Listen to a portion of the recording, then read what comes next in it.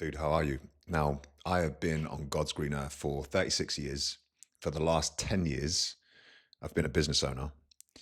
And since running business and making money with a business is 80% mindset, I thought it would be cool in this video to share with you two ways of thinking or two mindset shifts that will help you to develop personally, professionally, so that you can make more money in your business. So, the first thing is this idea that when we set goals, most of us, what we do is we just write down the headline thing. Okay, I want to achieve this in my business. I want to achieve this lift in the gym. Okay, it's like, this is the thing that I want to achieve. And that's all very well and good. But what's much more practical to actually help you achieve this goal is to write a comprehensive list of the things that you are going to have to sacrifice. Now, let me give you an example of this. A couple of years back, I decided that I wanted to become a full Ironman. Okay, I wanted to do a full distance Ironman race, which for those of you who don't know, it's like 2.2 mile swim, 112 mile bike ride, and then a full distance marathon, which is 23 something miles. I could have got that wrong, but anyway, that's a full distance Ironman. You have to do it in under 14 hours or under 17 hours. 14 or 17. Don't quote me on this. It was a few. It was a few years ago, right? I can't actually remember the cut-off times. But anyway, one of the first things that I did when I committed to doing my Ironman is I wrote down, okay, what am I going to have to sacrifice to actually achieve this? Because I went into it knowing that this was no like small task that I was setting about achieving. Right? This was actually going to take a lot of elbow grease on my end if I was to achieve this goal. So it was things like, okay, I'm going to have to sacrifice my muscle, that's for sure, because I was a pretty jacked dude at the time. I'm going to lose weight. I'm going to be on this bike. I'm going to be running and swimming. I'm going to lose loads of weight. I'm going to have to sacrifice pretty much all of my free time, because in case you don't know, you can spend some sessions upwards of like 6 hours on a bike just to get yourself prepared for this event. I'm going to have to sacrifice late rising. It's going to be a lot of early starts because I have to get work done. I'm going to have to sacrifice early nights. All of these things, okay? The list goes on and on and on. But in doing so, when we create this list of the sacrifices that we are going to need to make in order to achieve the goal that we want to achieve, what happens is we set ourselves up for success. Because when most people set themselves goals and outcomes that they want to achieve, they neglect all of the things that they're going to have to give up along the way. And when they run into those issues and those barriers and those sacrifices, it becomes discouraging, it becomes disheartening, and they ultimately pull away from the process. So my favorite thing to do now, whenever I set myself a goal, is I write a big comprehensive list of all of the things that I am going to have to sacrifice to achieve that goal.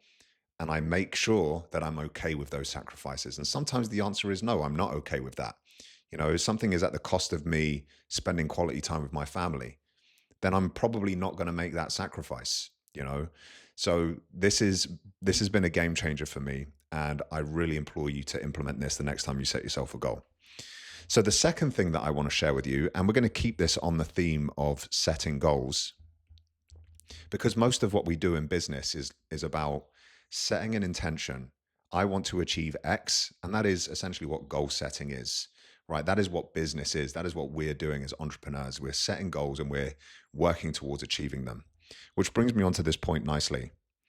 What most people do is they write the goal. So let's say the goal is I want to be a millionaire. Okay, I want to have 1 million liquid cash in my bank account. Then what they do is they start writing themselves a plan. Okay, this is level one to setting goals, is you just write down what you want to achieve. I want to be a millionaire. Level two is writing yourself a plan. This is how I'm going to achieve that goal. Level three, and what I want to share with you today, is writing down the character traits of the type of person who has achieved what you're trying to achieve. Okay. So in this instance, what are the character traits of somebody who has $1 million liquid in their cash? And you will start to uncover and unveil things that perhaps you hadn't thought about when you were creating your plan, right? So maybe it's like simple things: spend less than you earn. That is a character trait of a millionaire. Maybe they read or educate themselves on finances regularly. Okay, so somebody who has a lot of money will typically have a good understanding of finances. Okay, perhaps it's the way they dress. Maybe it's the way they talk. What are the sort of tasks that they spend their time doing day to day, week to week? All of these things, these character traits, and if you can embody them, these ultimately become the habits that take you closer towards the goals that you set for yourselves. And this will be wildly different depending on what the goal is, right? So if I was to change this now and just flip this on its head, let's say my goal was, in the next 5 years, I want to become a black belt in Brazilian Jiu-Jitsu. Okay. Ambitious goal for me, not likely to happen.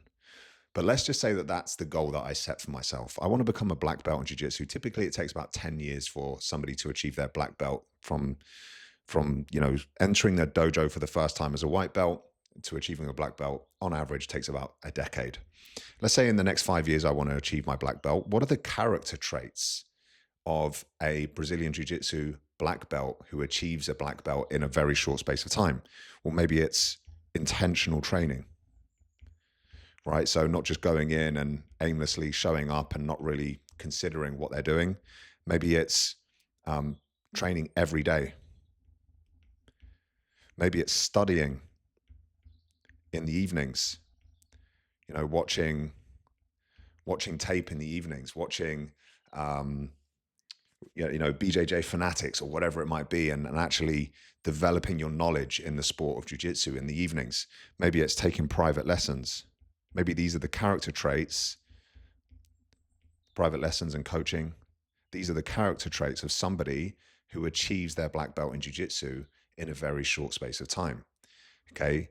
But by getting clear on what these things are, you give yourself a much better likelihood of achieving the big audacious goals that you set for yourself, no matter what domain it's in. So those are just two things that I really like to do when I'm setting goals. The first of which is, what are the sacrifices that I have to make, and am I okay with those sacrifices? And the second of all is, what are the character traits of the type of person who achieves this goal? If you can get clear on those things, you will crush all of your goals.